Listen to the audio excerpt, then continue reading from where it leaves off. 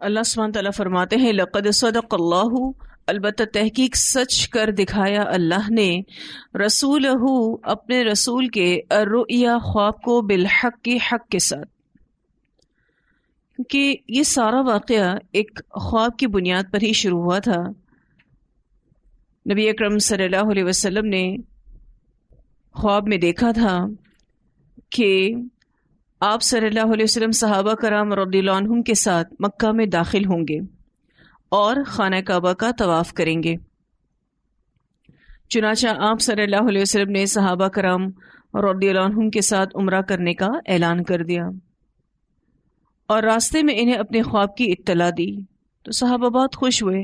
لیکن جب وہ مکہ میں داخل نہ ہو سکے تو صحابہ کرام کو یہ تردد ہوا کہ نبی کا خواب تو وحی پر مبنی ہوتا ہے، پھر ایسا کیوں ہوا کہ ہمیں عمرے سے روک دیا گیا. اور خود نبی اکرم صلی اللہ علیہ وسلم ان تمام شرائط کو منظور فرما رہے ہیں جو صلح حدیبیہ کے موقع پر ہوئی تھیں، اور اتنی تلخ شرطوں کو قبول کر کے رسول اللہ صلی اللہ علیہ وسلم مدینہ واپس آ گئے. صحابہ کرام نے نبی اکرم صلی اللہ علیہ وسلم سے پوچھا کہ آپ نے جو خواب دیکھا تھا اس کی تعبیر کیا ہے؟ پھر انہی حالات میں جب نبی اکرم صلی اللہ علیہ وسلم حدیبیہ سے واپس آ رہے تھے تو یہ صورت نازل ہوئی، جس میں اللہ تعالیٰ فرماتے ہیں لقد صدق اللہ رسولہ الرؤیا بالحق، کہ یہ نبی کا خواب سچا خواب ہے، یہ کوئی من گھڑت نہیں ہے. لتدخلن، البتہ تم ضرور داخل ہوگے، المسجد الحرام، مسجد حرام میں، انشاءاللہ اگر اللہ نے چاہا، آمینین امن کی حالت میں. تم ضرور بضرور مسجد حرام میں داخل ہوگے، اور جب تم داخل ہوگے تو ہر خوف اور خطرے سے دور ہوگے. محلقین، منڈواتے ہوئے، رؤوسکم، اپنے سروں کو، ومقصرین، اور ترشوائے ہوئے. تم اپنے سروں کو یا تو منڈواؤ گے یا پھر تم بالوں کو کٹواؤ گے، ترشواؤ گے. محلقین کہتے ہیں منڈوانے کو، حلق سے ہے، اور مقصرین کہتے ہیں چھوٹا کرنا، مراد ٹرمنگ کروانا. پھر عمرہ تم کرو گے اور تم اپنے سروں کو منڈواؤ گے بھی اور ترشواؤ گے بھی. اس بارے میں بھی ایک روایت آتی ہے، سیدنا عبداللہ بن عمر رضی اللہ عنہما بیان کرتے ہیں کہ رسول اللہ صلی اللہ علیہ وسلم نے فرمایا، اے اللہ سر منڈوانے والوں پر رحم فرما. صحابہ نے عرض کی، اے اللہ کے رسول صلی اللہ علیہ وسلم، بال کتروانے والوں کے لیے بھی دعا کیجیے. آپ نے پھر دعا کی، اے اللہ سر منڈوانے والوں پر رحم کر. صحابہ نے پھر عرض کی، اور بال کتروانے والوں کے لیے بھی. تو آپ صلی اللہ علیہ وسلم نے فرمایا، اور بال کتروانے والوں پر بھی اے اللہ رحم فرما. اسے بخاری نے روایت کیا ہے. یعنی جو سر منڈوائے گا اس کے لیے نبی اکرم صلی اللہ علیہ وسلم نے ایک سے زائد بار دعا کی، اور جو قصر کروائیں گے بالوں کو ان کے لیے ایک بار دعا کی. لا تخافون، نہیں تم ڈرو گے، تمہیں کسی بھی قسم کا خوف نہیں ہوگا. اگر یہ خواب نبی اکرم صلی اللہ علیہ وسلم کو نہ دکھایا گیا ہوتا، پھر نبی اکرم صلی اللہ علیہ وسلم اور صحابہ کرام گھروں سے نہ نکلتے اور صلح حدیبیہ نہ ہوتی. سیدنا عمر بن خطاب رضی اللہ عنہ نے نبی اکرم صلی اللہ علیہ وسلم سے عرض کی کہ ہم اپنے دین کے معاملے میں کیوں اپنے آپ کو ذلیل کریں؟ تو رسول اللہ صلی اللہ علیہ وسلم نے فرمایا، میں اللہ کا رسول ہوں، میں اس کی نافرمانی نہیں کر سکتا، وہ میرا پروردگار ہے. عمر رضی اللہ تعالیٰ عنہ نے عرض کی، آپ نے فرمایا تھا کہ ہم کعبہ پہنچیں گے اور طواف کریں گے. رسول اللہ صلی اللہ علیہ وسلم نے فرمایا، کیوں نہیں، لیکن کیا میں نے تم کو یہ کہا تھا کہ ہم اسی سال کعبہ جائیں گے؟ عمر رضی اللہ تعالیٰ عنہ نے کہا کہ نہیں، آپ نے یہ تو نہیں فرمایا تھا. آپ صلی اللہ علیہ وسلم نے فرمایا، تم ایک دن ضرور کعبہ پہنچو گے اور اس کا طواف کرو گے. اسے بخاری نے روایت کیا ہے. تو نبی کا خواب ضرور سچا ہوگا، اور جب یہ عمرہ تم کرو گے تو تمہیں کسی قسم کا کوئی خوف اور خطرہ نہیں ہوگا. فعلما تو وہ جانتا تھا، ما لم اسے جو نہیں، تعلمو تم جانتے تھے۔ اللہ تعالیٰ وہ کچھ جانتے ہیں جو تم نہیں جانتے۔ اللہ کو پتا تھا کہ عمرہ پورسپون ہوگا، التوا میں جائے گا، اور خواب کی تعبیر کب پوری ہوگی اللہ تعالیٰ کو یہ بھی پتا تھا۔ پھر تم یہ بھی نہیں جانتے تھے کہ مکہ میں جو مسلمان مرد اور مسلمان عورتیں ایمان لے آئے ہیں، اگر جنگ ہو گئی تو ان کے قتل ہونے کا خطرہ تھا۔ اسی لیے اللہ تعالیٰ نے تمہیں اس سال مکہ میں داخل ہونے سے روک دیا اور صلح حدیبیہ کروا کے ایسے سازگار حالات بنا دیے کہ اب جب تم اگلے سال عمرہ کرنے جاؤ گے تو بغیر کسی خوف و خطر کے جاؤ گے۔ فجعل تو اس نے کر دی، من دون ذالک اس کے علاوہ، فتحا قریبا قریبی فتح، اللہ تعالیٰ نے کر دی اس کے علاوہ، یعنی مسجد حرام میں عمرہ کے علاوہ، اس خواب کی تعبیر سے پہلے ایک قریبی فتح، یعنی مراد یہاں سے فتح خیبر ہے۔ پھر آپ سب جانتے ہیں کہ یہ اگلے سال عمرے پہ بھی گئے۔ اس بارے میں ایک روایت آتی ہے کہ سیدنا عبداللہ بن عباس رضی اللہ تعالیٰ عنہما بیان کرتے ہیں کہ رسول اللہ صلی اللہ علیہ وسلم کے صحابہ کو مدینہ کی آب و ہوا شروع میں کچھ ناموافق پڑی تھی، وہ بخار کی وجہ سے کچھ لاگر ہو گئے تھے۔ جب آپ صلی اللہ علیہ وسلم مکہ پہنچے تو مشرکین نے کہا کہ یہ لوگ جو آ رہے ہیں انہیں مدینہ کی بخار نے کمزور اور لاگر کر دیا ہے۔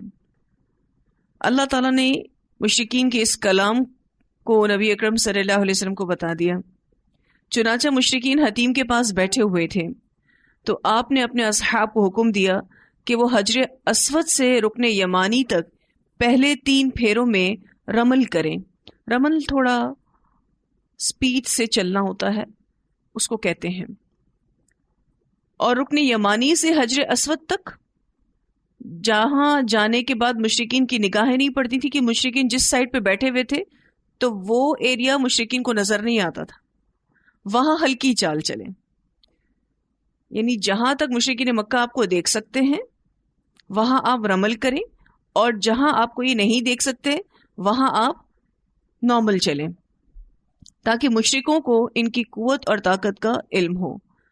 آپ صلی اللہ علیہ وسلم نے تمام چکروں میں رمل کا حکم نہیں دیا تھا، وہ اس لیے کہ یہ حکم امت پر دشوار نہ ہو جائے، کیونکہ آپ صلی اللہ علیہ وسلم نے ابتدائی 3 چکر میں صرف رمل کا حکم دیا، سارے چکروں میں نہیں دیا۔ سو مشرکوں نے کہا تم نے تو کہا تھا انہیں بخار نے کمزور کر دیا ہے، جبکہ یہ تو اتنے صحت مند اور طاقتور ہیں کہ ان کے کیا کہنے۔ اسے بخاری نے روایت کیا ہے، یعنی اچھے خاصے تندرست نظر آ رہے تھے۔ تو اس میں بھی حکمت اللہ تعالیٰ کی کہ مسلمانوں کی طاقت کافروں پر ظاہر ہو جائے، وہ ان کو کمزور نہ سمجھیں۔ آگے اللہ تعالیٰ فرماتے ہیں هو الذی، وہ اللہ وہ ذات ہے، ارسل جس نے بھیجا رسولہ اپنے رسول کو بالہدا ہدایت دے کر، ودین الحق اور دین حق کے ساتھ، آپ صلی اللہ علیہ وسلم کے ذریعے دین کی تکمیل اور دین کا غلبہ ہوا۔ دین بطور دین اپنے دلائل اور بنیادوں کے ساتھ غالب کر دیا گیا، لیظہرہ تاکہ غالب کر دے اس کو، علی الدین کلی اوپر دین کے سارے کے سارے۔ الدین اسم جنس ہے، مراد تمام ادیان۔ اسلام کو اللہ تعالیٰ نے تمام ادیان پر غالب کر دیا، دین اسلام کا غلبہ ہو چکا ہے، قیامت تک رہے گا اپنی سچائی کی وجہ سے۔ اگر مسلمان مغلوب ہوتے ہیں اپنے اعمال کی وجہ سے تو اس میں دین مغلوب نہیں ہوتا۔ وَكَفَى بِاللَّهِ شَهِيدًا اور کافی ہے اللہ گواہ۔ کوئی اس بات کو مانے یا نہ مانے اللہ اس پر گواہ ہے۔ اللہ تعالیٰ اس آیت کے ذریعے ان صحابہ کرام کو دلی تسلی بھی دے رہے ہیں کہ تم اتنی چھوٹی سی بات پر کہ عمرہ نہیں کر سکے پریشان ہو رہے ہو، اللہ تو تمہیں بہت کچھ دے گا، اللہ تو اسلام کو غلبہ عطا کرے گا۔ بالکل ایسے ہی ہم بھی چھوٹی چھوٹی باتوں پر روتے رہتے ہیں، حالانکہ مومن کو وسیع نظر ہونا چاہیے، چھوٹی چھوٹی چیزوں کو مسئلہ نہیں بنانا چاہیے، اور نہ ہی چھوٹی چھوٹی باتوں پر دل کو تنگ کرنا چاہیے۔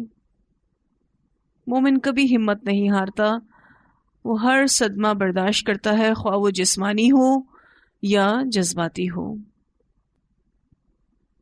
پھر اللہ سبحانہ تعالیٰ فرماتے ہیں محمد صلی اللہ علیہ وسلم رسول اللہ، اللہ کے رسول ہیں۔ اللہ تعالیٰ نے آپ صلی اللہ علیہ وسلم کی رسالت کی گواہی دی۔ اب کوئی نبی اکرم صلی اللہ علیہ وسلم کو رسول نہیں بھی مانتا تو نہ مانے۔ رسول اللہ صلی اللہ علیہ وسلم اللہ کے رسول برحق ہیں، کیونکہ صلح حدیبیہ میں ایک ایسا واقعہ ہوا تھا جب یہ حدیبیہ کا معاہدہ لکھا جا رہا تھا تو رسول اللہ صلی اللہ علیہ وسلم نے یوں لکھوانا شروع کیا، محمد اللہ کے رسول کی جانب سے صلی اللہ علیہ وسلم۔ تو کفار کا جو سفیر تھا سہیل بن عمرو، اس نے اعتراض کیا اور کہا کہ ہم آپ کو اللہ کا رسول نہیں مانتے، اگر مانتے ہوتے تو آپ کو کبھی نہ روکتے، تو آپ لکھیں محمد بن عبداللہ کی طرف سے۔ خیر، آپ صلی اللہ علیہ وسلم نے محمد الرسول اللہ مٹا کے محمد بن عبداللہ لکھنے کو کہہ دیا، تو اللہ تعالیٰ نے قرآن میں آیت نازل فرما دی، محمد الرسول اللہ، محمد صلی اللہ علیہ وسلم اللہ کے رسول ہیں۔ آج یہ مشرکین مکہ تسلیم نہیں کر رہے، لیکن اللہ ایسے حالات پیدا کر دے گا کہ ان کو اس بات کو تسلیم کرنا ہی پڑے گا۔ والذین، اور وہ لوگ معہو جو آپ کے ساتھ ہیں، مراد صحابہ کرام ہیں، اشداء سخت ہیں، علی الکفار کافروں پر۔ صحابہ کرام کی یہاں اللہ تعالیٰ تعریف فرما رہے ہیں اور ان کی پہلی صفت یہ بتاتے ہیں اشداء علی الکفار، رحماء بینہم، رحیم ہیں، شفیق ہیں آپس میں، یہ ان کی دوسری صفت ہے۔ تراہم، تم دیکھو گے ان کو، رکعن سجدہ، رکوع کرتے ہوئے، سجدہ کرتے ہوئے، یہ ان کی تیسری صفت ہے کہ ان کی زندگی میں تم نماز کی محبت دیکھو گے۔ یبتغون فضلا من اللہ ورضوانا، وہ تلاش کرتے ہیں اللہ کی طرف سے فضل کو اور رضامندی کو۔ سیماہم فی وجوہہم، ان کی علامتیں ان کے چہروں میں ہیں، من اثر السجود، سجدوں کے نشان سے۔ سجدہ چونکہ تواضع کی علامت ہے تو مراد یہ ہے کہ ان کے چہرے پرسکون ہیں، ان کے چہروں پر عاجزی ہے۔ اب یہاں تک جو ہم نے آیت پڑھی ہے، اس میں سب سے پہلا حصہ محمد الرسول اللہ، محمد صلی اللہ علیہ وسلم اللہ کے رسول ہیں۔ اللہ تعالیٰ نے اس بات کی خود گواہی دے دی۔ اس بارے میں روایات بھی آتی ہیں، رسول اللہ صلی اللہ علیہ وسلم نے فرمایا، میرے 5 نام ہیں، میں محمد صلی اللہ علیہ وسلم بھی ہوں، میرا نام احمد ہے، میرا نام ماہی بھی ہے کہ اللہ تعالیٰ میرے ذریعے سے کفر کو مٹا دیں گے، میں حاشر بھی ہوں کہ قیامت کے دن تمام انسانوں کا حشر میرے بعد ہوگا، اور میں عاقب ہوں کہ جس کے بعد کوئی نبی نہیں آئے گا۔ اسے بخاری نے روایت کیا ہے۔ اس حدیث میں خود رسول اللہ صلی اللہ علیہ وسلم اپنا سب سے پہلا نام محمد بتا رہے ہیں۔ ایک اور روایت میں آتا ہے، رسول اللہ صلی اللہ علیہ وسلم نے فرمایا، میں محمد اور احمد بھی ہوں، اور میں مقفی یعنی عاقب بھی ہوں، میں حاشر بھی ہوں، اور میں نبی توبہ بھی ہوں، اور میں نبی رحمت بھی ہوں۔ اسے مسلم نے روایت کیا ہے۔ ایک اور روایت میں آتا ہے رسول اللہ صلی اللہ علیہ وسلم نے فرمایا، کیا تمہیں تعجب نہیں ہوتا کہ اللہ تعالیٰ نے کس طرح مجھے قریش کی گالیوں اور ان کے لان تان سے محفوظ رکھا ہے؟ وہ تو کسی مذمم کو گالیاں دیتے تھے اور کسی مذمم کو ہی لان تان کرتے تھے، جبکہ میں تو محمد ہوں صلی اللہ علیہ وسلم۔ اسے بخاری نے روایت کیا ہے۔ پھر آپ صلی اللہ علیہ وسلم کے اصحاب کی تعریف کرتے ہوئے اللہ تعالیٰ فرماتے ہیں، والذین معہ، اور وہ لوگ جو آپ کے ساتھ ہیں، اشداء سخت ہیں۔ یہاں پر اشداء کا معنی طاقتور ہونا، بہادر ہونا، علی الکفاری، کفار پر۔ اس کا ہرگز یہ مطلب نہیں کہ مسلمان کافروں سے تند مزاجی اور سخت کلامی سے پیش آتے ہیں یا انہیں پیش آنا چاہیے، اس کا ہرگز یہ معنی نہیں ہے۔ اس سے مراد بد مزاجی اور بد اخلاقی نہیں ہے۔ اشداء علی الکفار سے مراد یہ ہے کہ کافروں سے دب کر نہیں رہتے، ان کا اثر قبول نہیں کرتے، اصول دین کے معاملے میں نہ ان سے کوئی سمجھوتا کرتے ہیں اور نہ بکتے ہیں، یعنی دین کے معاملے میں کسی قسم کا کوئی سمجھوتا نہیں کرتے، بہت باروب ہوتے ہیں، وہ کافروں کی دھمکیوں اور سازشوں سے مروب نہیں ہوتے، بہت بااصول ہیں، ان کی زندگی میں اللہ کے رنگ کے علاوہ اور کوئی رنگ نہیں۔ اور یہ صحابہ کرام کی پہلی صفت یہاں بتائی گئی۔ ہم بھی کافروں پر شدید ہو سکتے ہیں، کافروں کا اثر قبول نہ کر کے، ان کے مقصد پر متوجہ نہ ہو کے، ہمارے نظریات قرآن اور سنہ کے مطابق ہوں، ہم بھی دین میں کسی قسم کا کوئی سمجھوتا نہ کریں، اصول کے پابند ہوں، کافروں کے رنگ میں نہ ڈھلیں، تو ہم بھی کافروں پر شدید ہو سکتے ہیں۔ کہ جو بھی مخلص مومن ہوگا اس کے اندر یہ خوبی ضرور ہوگی کہ وہ دین کے ساتھ کوئی کمپرومائز نہیں کرتا ہوگا، وہ مین آف پرنسپل ہوگا۔ دوسری صفت رحماء بینہم، رحیم ہے آپس میں، وہ آپس میں رحم دل اور نرم ہوتے ہیں، اپنوں کے ساتھ مہربان ہوتے ہیں۔ اور اپنوں کے ساتھ مہربان ہونا بہت مشکل ہوتا ہے، جو جتنا آپ کے قریب ہوتا ہے اس کا آپ سے اتنا ہی ٹکراؤ ہوتا ہے۔ اختلافات کے باوجود بھی مل کر رہنا، انتہائی خیرخواہ ہونا، تو ایسے تھے صحابہ کرام، ان کا آپسی تعلق بہت خوبصورت تھا۔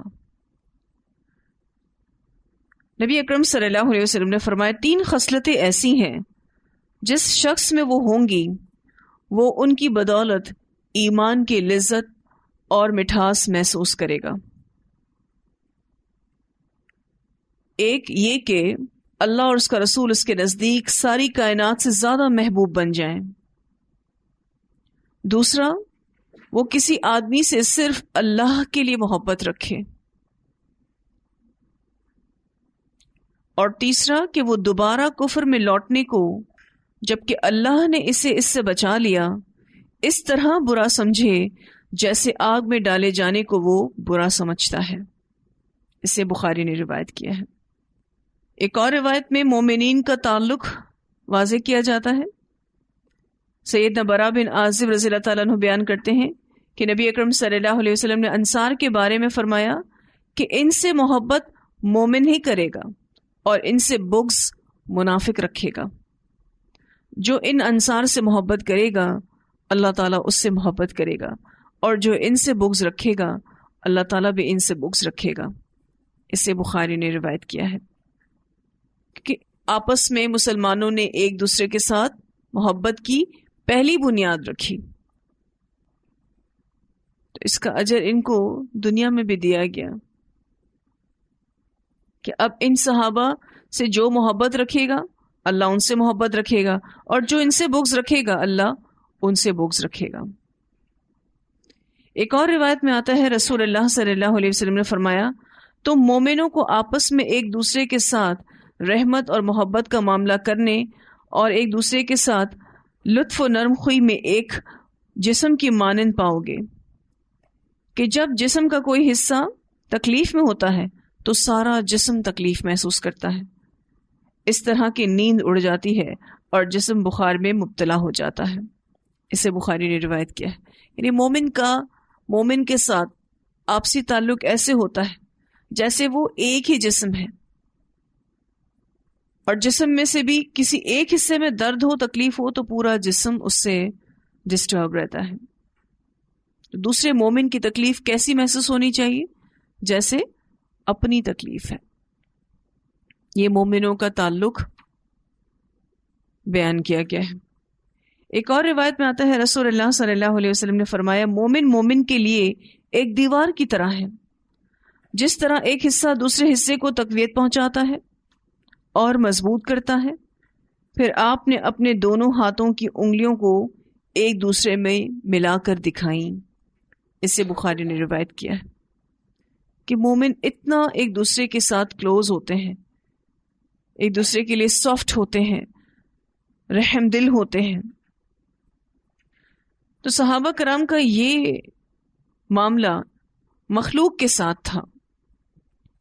اب ان کا اپنے خالق کے ساتھ معاملہ یہ ہے تراہم رکعا سجدا، تم دیکھو گے ان کو رکوع کرتے ہوئے، سجدہ کرتے ہوئے. ان کی زندگی میں تم نماز کی محبت کو دیکھو گے. یبتغون، وہ تلاش کرتے ہیں، فضل من اللہ، اللہ کی طرف سے. فضل سے مراد جنت ہے. ورضوانا، اور رضامندی کو، یعنی اللہ کی رضامندی کو. وہ چاہتے ہیں جنت اور اللہ کی خوشنودی، اسی لیے وہ کثرت سے نماز پڑھتے ہیں. تو اللہ کے ان نیک بندوں کی اگلی نشانی یہ ہے کہ یہ اللہ کی بہت زیادہ عبادت کرتے ہیں. سیماہم، ان کی علامتیں، فی وجوہہم، ان کے چہروں میں ہیں. اور چہرہ انسان کے عمل کا عکاس ہوتا ہے. تو اللہ کے ان نیک بندوں کی نشانی ان کے چہروں پر عیاں ہے. من اثر السجود، سجدوں کے نشان سے. اور ان سجدوں کے نشان سے مراد پرسکون چہرہ، تقوی اور عاجزی ہے. ان کی اپیرنس مسلمانوں جیسی ہے، تو ان کے چہرے پرسکون ہیں، ان کے چہرے پر تقوی نظر آتا ہے، عاجزی نظر آتی ہے، اللہ کا ڈر نظر آتا ہے.